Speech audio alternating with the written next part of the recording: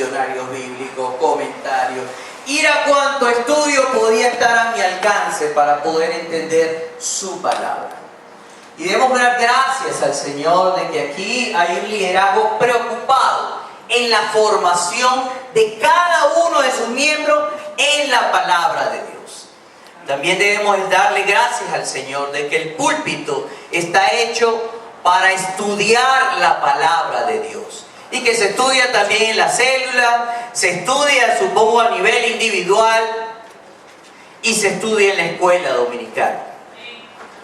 Eso permite, esa repetición permite que haya una pedagogía donde se desafíe cada vez más a internalizar su palabra.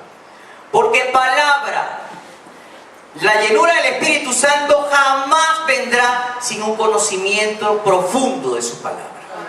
Y por supuesto, la obediencia tiene que seguir, la obediencia es conducida por ese conocimiento. Porque no podemos pedir ningún tipo de avivamiento espiritual si no hay obediencia a su palabra. Fe es obediencia a la palabra de Dios. Amén.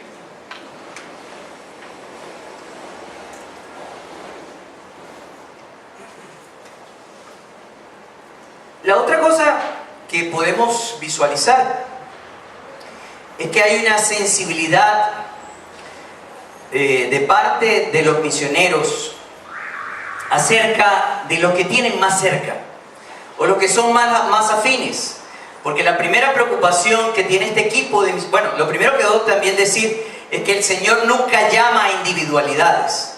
A partir de aquí, Pablo es la figura destacada, pero Pablo no está solo. Dios no llama a individualidades. Eso también lo destacó la predicación pasada. Llama es a un equipo. Por eso es que en la iglesia de Jesucristo no puede haber figuras súper destacadas, figuras súper distinguidas. No puede haber privilegios, precisamente porque somos parte de un cuerpo. Somos parte de un cuerpo que nos exige trabajar todos en equipo. Y como decía en la escuela dominical, ¿qué haría de este dedo si es desprendido del cuerpo? Primero pierde su función como dedo, pero también ese dedo muere. Así cada uno de nosotros somos parte de una función. Todos hemos sido llamados a tener dones. Y es en la iglesia donde debe descubrirse esos dones. Y es la iglesia la que debe dar las herramientas para que esos dones sean desarrollados, bien sea en tanto en teoría como en la práctica. Pero ningún don ni ninguna destreza es más que otra. Todos son necesarios. Y ese es el sentido de cuerpo. El sentido de cuerpo es la complementariedad. Como he dicho otras veces, la complementariedad significa que unidos somos completos. Porque esa es otra. Sin unidad, el Espíritu Santo no puede actuar. Esa es la unidad de todo el cuerpo de Jesucristo que el Espíritu Santo puede andar. Por eso es que siempre va a llamar a un equipo. Y a un equipo de personas donde el Espíritu Santo hará que cada uno de ellos desarrolle su destreza de manera complementaria. Y aquí veo en Pablo y Bernabé primero una gran preocupación por sus congéneres. Primero va a la sinagoga de los judíos.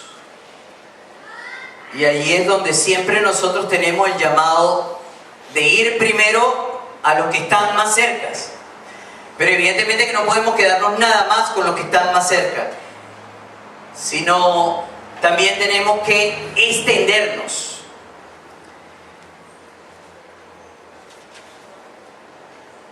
Es decir, no solamente se quedaron en la sinagoga de los judíos, sino que su desafío fue recorrieron la isla de Chipre de palmo a palmo.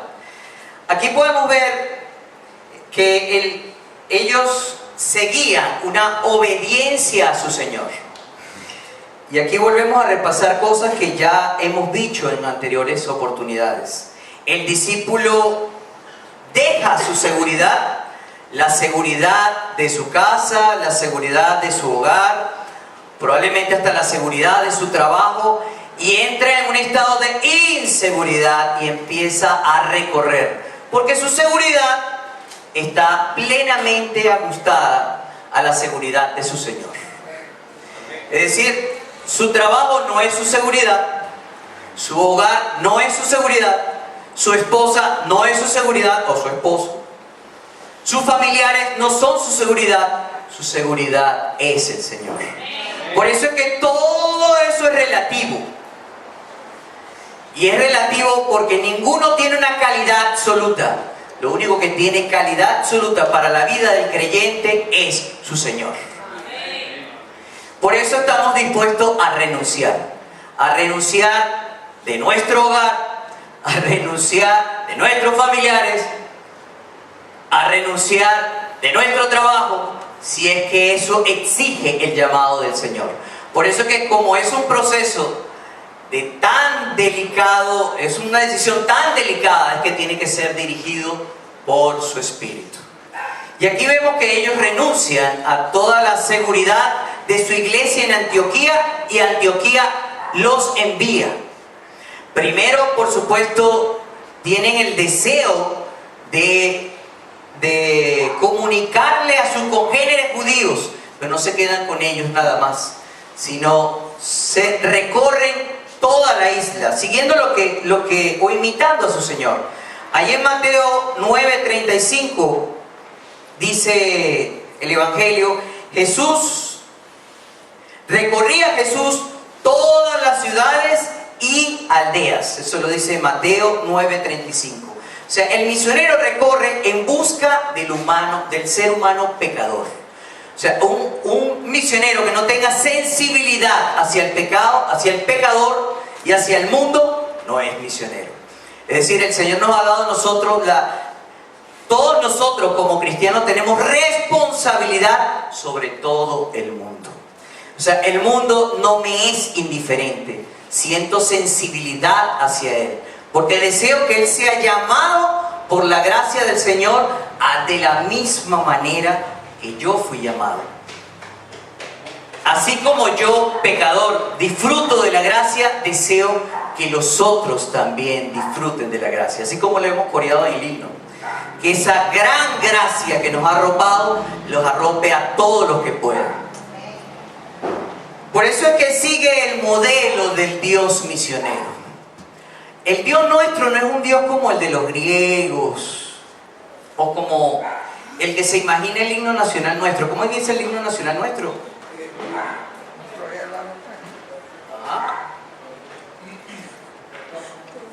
Hay un llamado del himno hacia Dios, pero se ve que es un llamado que está como un Dios que está allá en el imperio, allá en lo alto.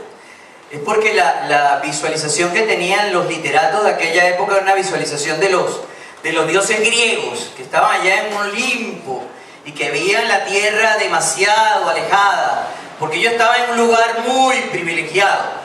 Por lo general, la mirada de ese Dios es un Dios de las estructuras monárquicas, donde los reyes disfrutaban de muchos privilegios y jamás tocaban al pueblo porque se podían contaminar.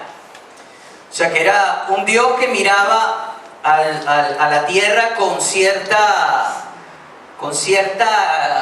estado de desconfianza o de mucha debilidad, porque realmente, de acuerdo a la ideología griega, todo lo material era algo accidental. Fue hecho por un demiurgo. Un demiurgo era como un dios muy defectuoso que cometió el error de crear al hombre. Eso para que vean que toda esa estructura monárquica de privilegios, de distinciones, de estatus, se la proyectaban a Dios. Ahora, el Dios de la Biblia es un Dios totalmente contrario. Es un Dios liberador. ¿Cuál es el principal modelo que hay en el Antiguo Testamento? El Dios que libera a su pueblo del emperador.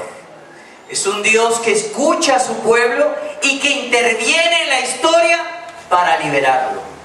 Y allá en Filipenses también nos dice que Dios o Jesucristo no escatimó el ser igual a Dios. O sea, no hizo de su condición de Dios una idolatría, sino que asumió la naturaleza humana. Y cuando asumió la naturaleza humana, estuvo entre nosotros, pero no un ratico. Estábamos comentando en la escuela dominical que el Señor estuvo con la comunidad judía durante 30 años. Y después efectuó un ministerio de 3 años. Es decir, que Dios intimó con nosotros desde nuestra realidad. Es decir, la actividad misionera no espera que la gente se acerque a la iglesia, sino por el contrario, envía misioneros para servir a la gente. Es decir, nosotros todos tenemos la responsabilidad de ser enviados.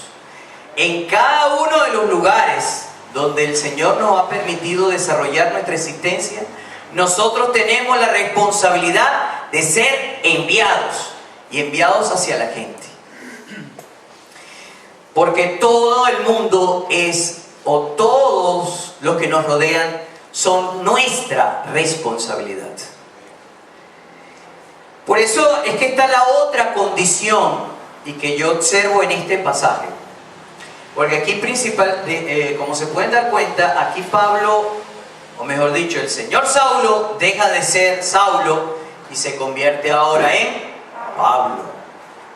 Ahí veo una identificación profunda con su nueva vocación. Si antes se había preocupado más que todo por la predicación entre los judíos, ahora su principal preocupación es la predicación entre los gentiles. Y por eso en ese cambio de nombre veo que otra característica del misionero. El misionero se identifica con la cultura, con el entorno social donde le toca comunicar el evangelio. Desea comunicar el evangelio, tanto que es capaz de cambiar su nombre e inclusive su origen social, su origen étnico. No toma en cuenta su estatus académico. Eso nos lo puede enseñar el mismo Pablo. Vamos a leer un momentico 1 Corintios capítulo 9. Vamos a leerlo en el verso 19.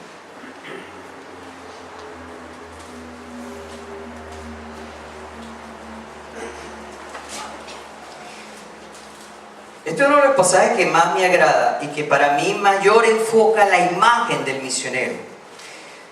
1 Corintios capítulo 9, versos 19 al 23. Fíjense bien.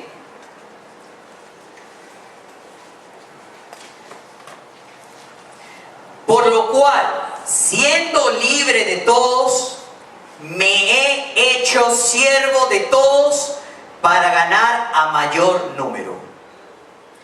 Me he hecho a los judíos como judíos, para ganar a los judíos, a los que están sujetos a la ley, aunque yo no esté sujeto a la ley, como sujeto a la ley, para ganar a los que están sujetos a la ley, a los que están sin ley, como si yo no estuviera sin ley, no estando yo sin ley de Dios, sino bajo la ley de Cristo, para, otra vez, fíjense cuál es el énfasis del objetivo, para ganar a los que están sin ley. Me he hecho débil a los débiles, otra vez con el objetivo marcado, para ganar a los débiles.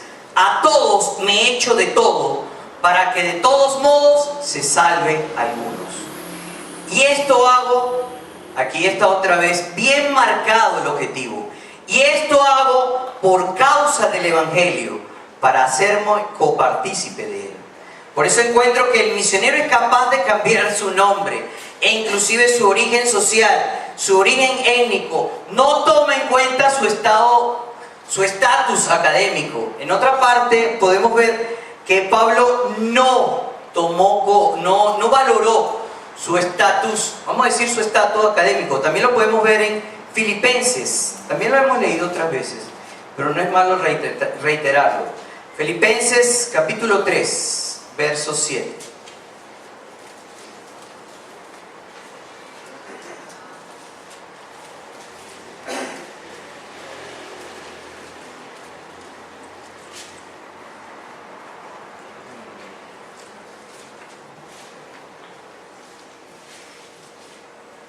Bueno, aunque el capítulo tiene mejor sentido si leemos el currículum completo. Vamos a leerlo a partir del 4. Aunque yo tengo también de qué confiar en la carne, si alguno piensa que tiene de qué confiar en la carne, yo más circuncidado al 8º día, del linaje de Israel, de la tribu de Benjamín, hebreos de hebreos en cuanto a la ley, fariseo. Y en cuanto a celo, perseguidor de la iglesia. En cuanto a la iglesia, que es en la ley, irreprensible. Pero aquí viene la conjunción adversativa. Pero cuantas cosas eran para mí ganancias, la he estimado como pérdida por amor de Cristo. Otra vez la capacidad del misionero de renunciar. Y de renunciar para intimar con el entorno el cual está predicando o comunicando el Evangelio. Y hay una característica en especial que me gustó mucho, lo que acabamos de leer, en el capítulo 9, en el verso 19, sobre todo la primera parte. Por cuanto siendo libre de todos, me he hecho siervo de todos para ganar el mayor número. La principal característica de un misionero es esa capacidad de hacerse siervo de todos. Y el servicio en sí mismo es una comunicación. No puede haber entre nosotros esa disyuntiva entre acción social y acción evangelística. Las dos cosas van unidas. Yo no puedo comunicar un evangelio el evangelio de Jesucristo que dio su vida por nosotros si yo tampoco adopto esa vocación de dar mi vida por causa del otro. Y la única manera de dar mi vida por causa del otro es desgastándome, como también lo ha hecho Pablo, lo ha dicho Pablo. Por eso es que el servicio tiene que estar demasiado emparentado con la acción evangelística. Y también porque el servicio en sí mismo me permite intimar, lo hemos dicho otras veces. Yo no puedo, la comunicación del Evangelio se hace vacía si yo llego a un sitio en el cual no he tenido comunión. Por eso es que la célula es uno de los lugares más adecuados para comunicar el Evangelio, porque crea el ambiente para la intimidad.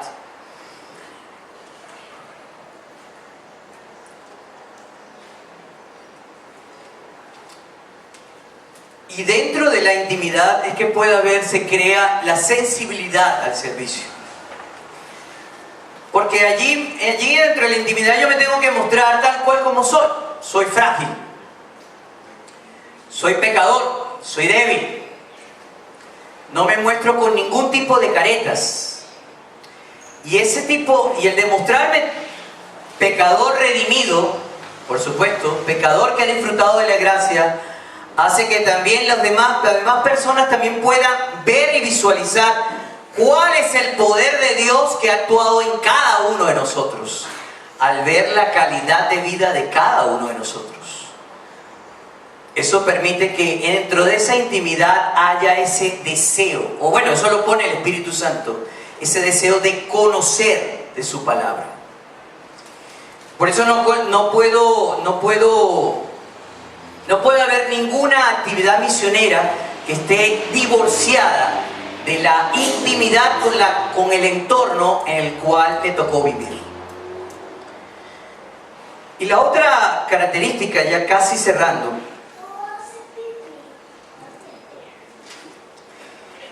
y es lo que yo observo ya en la parte final de este pasaje, es que el misionero discierne las estrategias del enemigo.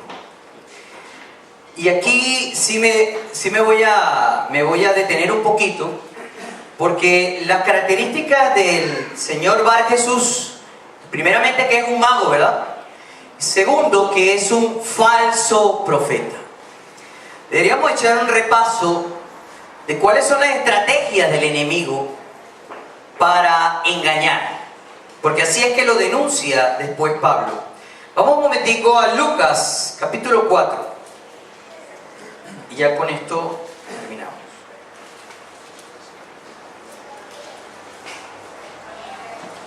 Lucas capítulo 4, del 1 al 12. Aquí simplemente lo que quiero destacar, las estrategias del enemigo, del cual un misionero tiene que estar muy pendiente. Y aquí, en este escenario, Jesús está en una situación precaria. Ya ha pasado 40 días de ayuno. Y es una presa fácil para el enemigo, porque ahí se manifiesta el mayor estado de fragilidad, que es el de hambre. Jesús, lleno del Espíritu Santo, volvió del Jordán y fue llevado por el Espíritu al desierto por 40 días, y era tentado por el diablo, y no comió nada en aquellos días, pasados los cuales tuvo hambre. Entonces el diablo les dijo: si eres hijo de Dios, di a estas piedras que se conviertan en pan. Jesús, respondiéndole, le dijo: escrito está, no solo de pan vivirá el hombre, sino de toda palabra de Dios. Y le llevó el diablo a un alto monte y le mostró en un momento todos los reinos de la tierra. Y le dijo el diablo: a ti te daré toda esta potestad y la gloria de ellos, porque a mí me ha sido entregada, y a quien quiero la doy. Si tú postrados, miren la condición, si tú postrados me adoras, todos serán tuyos. Respondiendo Jesús le dijo: vete de mí, Satanás, porque escrito está, al Señor tu Dios adorarás y a Él solo servirás. Y después que pasó por el espacio político, por el poder político, pasó por el poder religioso. Y le llevó a Jerusalén y le puso sobre el pináculo del templo y le dijo: si eres hijo de Dios, échate de aquí abajo, porque escrito está, a sus ángeles mandarán acerca de ti que te guarden, y en las manos te sostendrán, para que no tropieces con tu pie en piedra. Otra vez respondiendo Jesús le dijo: dicho está, no tentarás al Señor tu Dios. Y cuando el diablo lo ha acabado, toda tentación se apartó de él. Aquí yo veo algo muy parejo con las características que hemos aprendido de los falsos profetas. Y una de las primeras características que aprendimos cuando estudiamos los profetas del Antiguo Testamento son las características del falso profeta, y que vemos porque el falso profeta habla muy parecido a Satanás. La primera característica del falso profeta es que su discurso es placentero a la audiencia. O sea, le agrada decir lo que la gente quiere escuchar. Por eso aquí había cosas que el diablo le propone a Jesús que él quiere escuchar. ¿Quién no quiere escuchar después de 40 días convertir las piedras en pan? Pero aquí, si él hacía eso, pues desvirtuaba completamente su vocación. ¿Quién no desea que todos los reinos de la tierra estén bajo sus pies?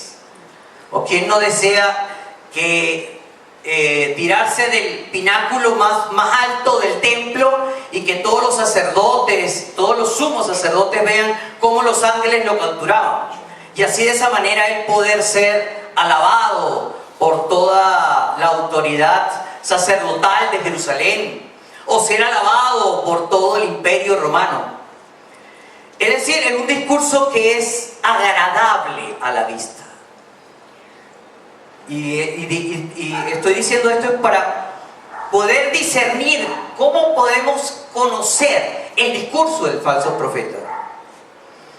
La otra gran característica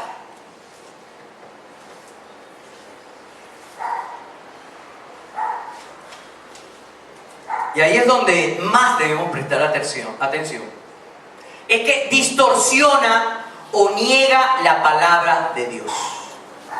Aquí vemos cómo Satanás distorsiona, y esto no solamente lo ha hecho en este escenario, vemos que lo hizo en el escenario allá en el paraíso, allá en el paraíso primigenio, paraíso no quiero llamarlo paraíso, el jardín primigenio, cuando tentó a la mujer. También la tentó citando la palabra de Dios, distorsionando la palabra de Dios.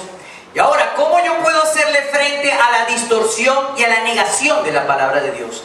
Porque toda distorsión y negación de la palabra de Dios me conduce a la desobediencia de su palabra.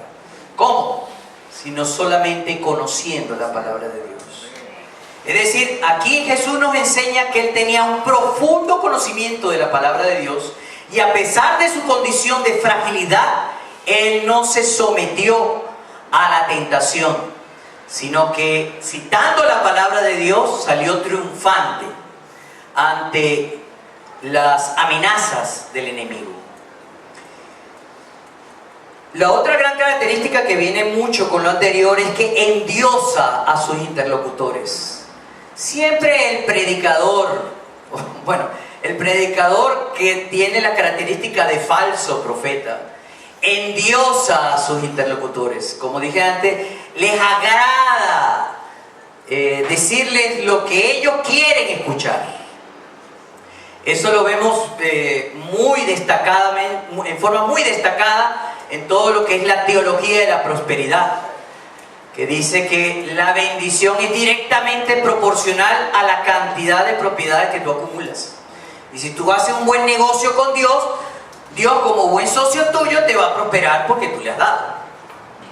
Es decir, ya ahí se pierde completamente el ambiente de servicio, la imagen de servicio que tiene el mismo Dios, en virtud del endiosamiento. Y la otra gran característica es que aumenta la codicia, el deseo de poder. Y aquí es donde yo sí me quiero hacer bastante énfasis. ¿Por qué? Porque la única manera de hacerle frente a estas falsas profecías, y acuérdense que en la Biblia nos dice que esto no va a minorarse en el tiempo, sino que va a crecer en el tiempo. Más bien la principal característica de las señales de los últimos tiempos es que van a crecer los falsos mesías. Y nuevamente, los falsos mesías se caracterizan por un discurso placentero a la audiencia, distorsiona o niega la palabra de Dios, endiosa a sus interlocutores y aumenta la codicia, el deseo de poder, que en final de cuentas aumenta el deseo de la idolatría. Ahora, ¿cómo se combate esto? Jesús utiliza su conocimiento de la palabra de Dios para ahuyentar al diablo. Ahora, regresando a Pablo, evidentemente que Pablo también discierne la estrategia de Bar Jesús, que tampoco no es una estrategia ingenua. Está delante de un hombre de poder, del procónsul. Y yo, aunque no lo dice el texto con mucha amplitud, pero yo me imagino que muchas de estas características las tenía Bar Jesús. Pero Pablo al final, hombre lleno del Espíritu Santo y lleno de la palabra de Dios, lo califica en su justa proporción, lleno de todo engaño y de toda maldad, y enemigo de la justicia. porque eso es otra. No puede haber nadie que sea un falso profeta que esté a favor de la justicia. Todo su comportamiento va a ir a favor de la injusticia. Porque evidentemente el deseo de poder y el abuso de poder siempre va amparado con la injusticia, con la opresión del más débil.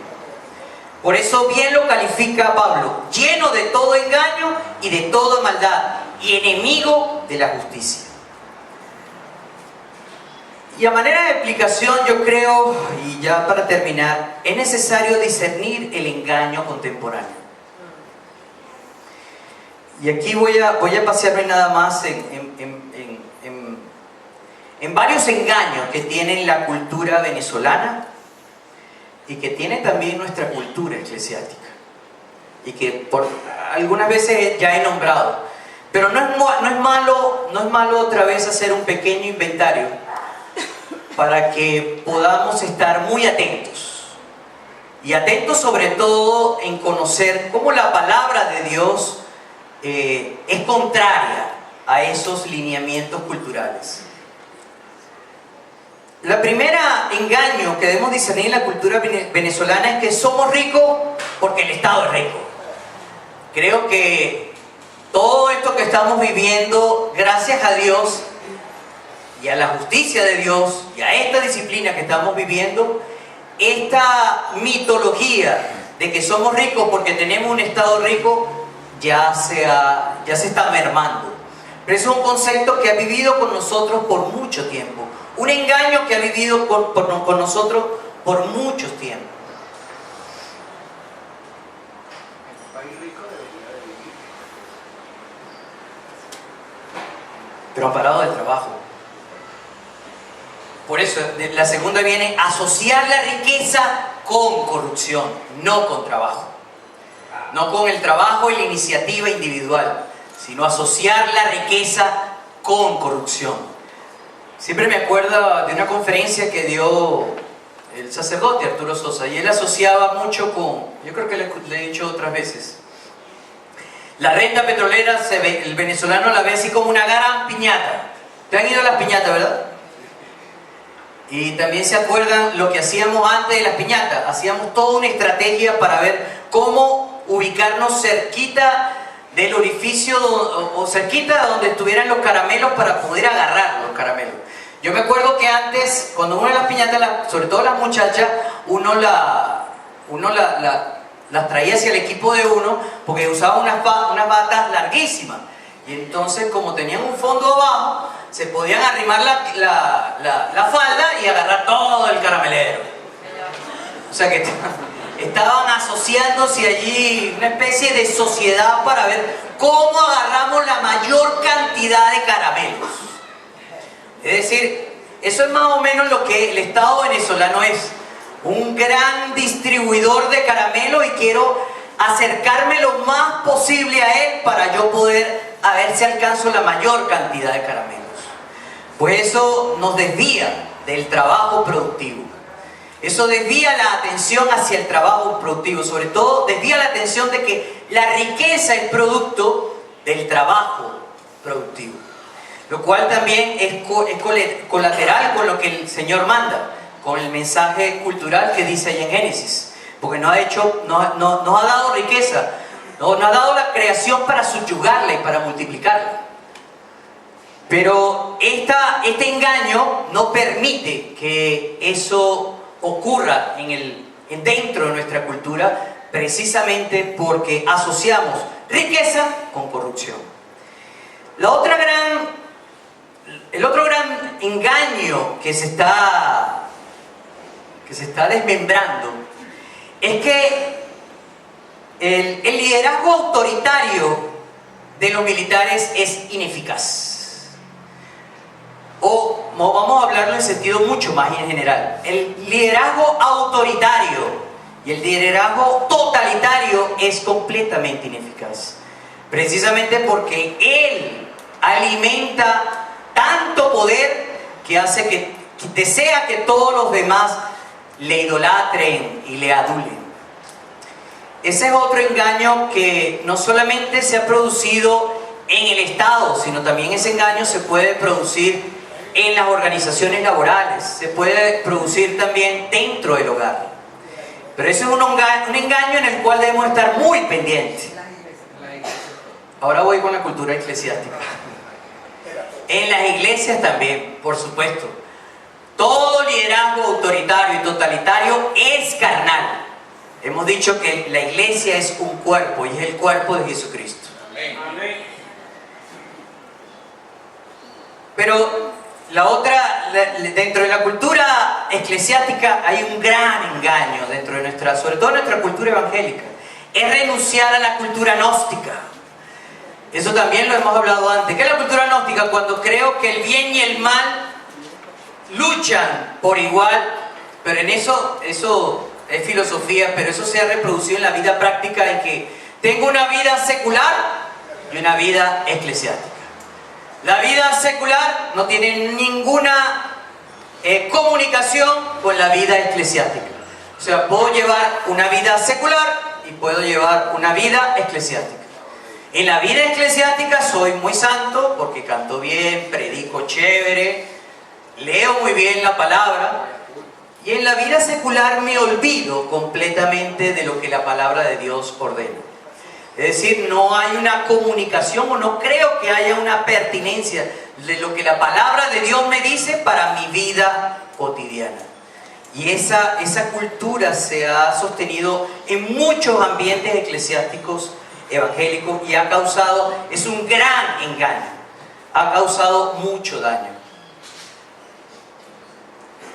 Porque eso también lleva a creer que tener contacto con el mundo contamina. Y si tengo contacto con el mundo, sobre todo con el mundo al cual debo predicar, y contamina, pues me tengo que alejar de él. Por eso a veces se reproducen discursos, ese mundano, o esa actitud a veces discriminatoria hacia el mundo al cual yo soy responsable a predicar. Y eso entonces me lleva a sentirme que en la iglesia pues siento mis márgenes de seguridad. O sea, ya que la iglesia tiende a convertirse en un club, nos vemos todos los domingos las mismas caras y no siento ninguna necesidad de que haya una vocación de multiplicar, de que haya nuevas caras. Y también ocurre dentro de la célula se puede convertir en un club donde estamos muy conformes de que todos siempre vayan los mismos y no trazamos algunas estrategias para poder aglutinar a algunos vecinos o a algún miembro de la comunidad. Bueno, debo decir que fue una bendición ayer poder estar en contacto con la comunidad en la acción, en la jornada médica que se hizo en las minas, y también el poder ofrecer ropa y algunos otros utensilios a precios muy módicos. Esos son servicios que nos permiten mantener contacto con la comunidad, y esa intimidad hace posible que ellos sean más propensos a atender el mensaje del Evangelio.